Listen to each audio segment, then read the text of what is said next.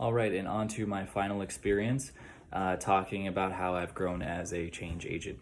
So, on one of my final days in the ICU, I was assisting a nurse with a sepsis patient, and the patient had just received 2 liters of fluid to help raise their blood pressure, but it didn't do much, and the provider ordered another liter of fluid.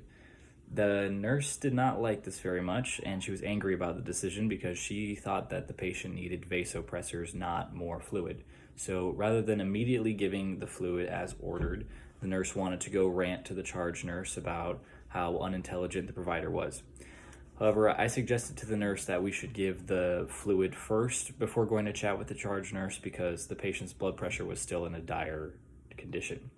The nurse reluctantly agreed, and as I finished hanging the fluid, the nurse left the room to go chat with the charge nurse, and they ended up just chatting and gossiping for about 20 minutes while our patient was fighting for their life. Thankfully, the next time we checked in on the patient, their blood pressure had risen to a safer level thanks to the fluid, and I feel like this experience showed me acting as a change agent by advocating for the patient's health rather than prioritizing a personal vendetta. I learned that sometimes it's necessary to tell people who are above you what is the right thing to do. And it's natural to have a human side, but it's important not to let your ego stray you from life-saving work. This ties to the public issue because many people want to complain about their problems rather than lay down the work it takes to fix them. Helping America recover from the GMO epidemic will take real work, not just talk about how bad GMOs probably are for our health.